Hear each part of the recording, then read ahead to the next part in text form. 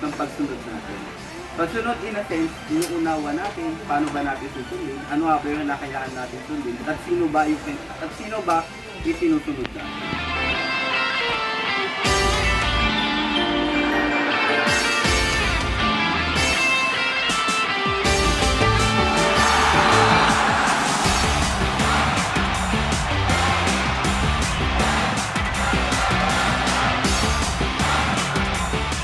Si Yahweh at walang iba. Giban sa akin ay walang makapangyarihan.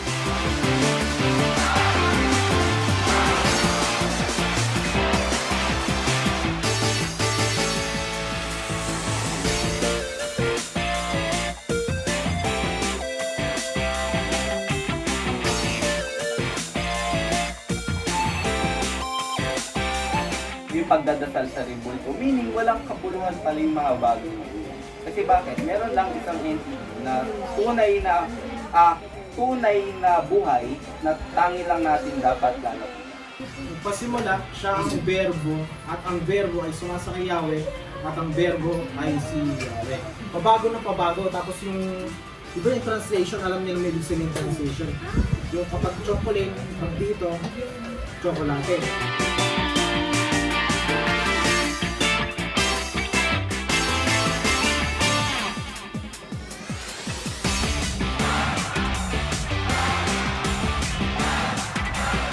Bakit kailangan, kung ano yung pangalan niya, yung pa rin dapat yung bagitin natin, hindi yung kung paano napapalitan. Kasi bawat letra mahalaga. So ngayon, dapat magiging specific tayo pag tumatawag tayo.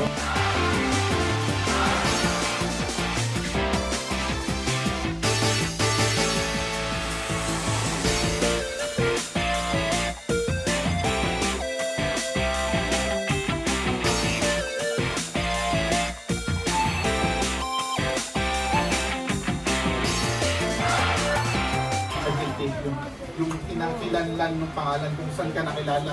Si Sheila magaling sumayaw yan eh. Si Abib ba magaling sa sports yan. Sabihin, kilala mo siya saan.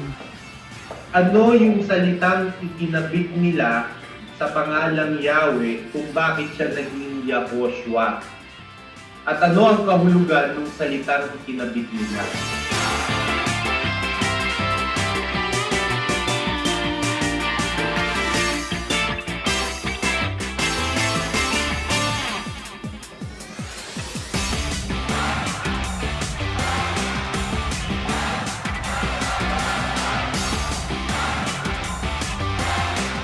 Paano naging Yahshua the Messiah? Kasi nga yung Yahweh, yung YHWH dyan sa screen, dinugsungan nila ng salitang Shua o ang kahulugan, salvation.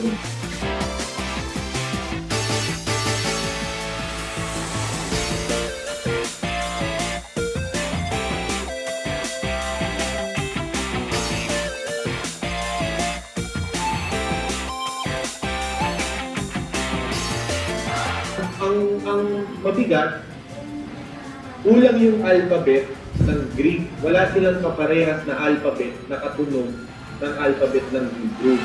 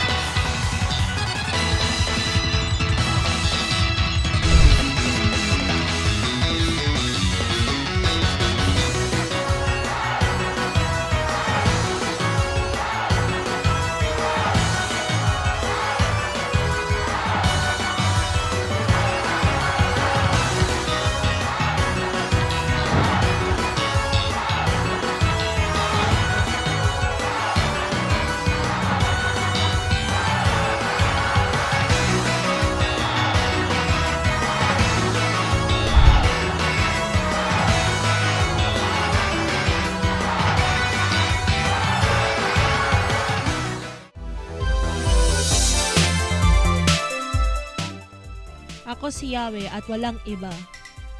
Liban sa akin ay wala nang ibang makapangyarihan. Aking bibigtisan ka, bagaman hindi mo ako nakikilala. Upang kanilang maalam mula sa sikatan ng araw at mula sa kalunuran na walang iba liban sa akin. Ako si Yahweh at walang iba.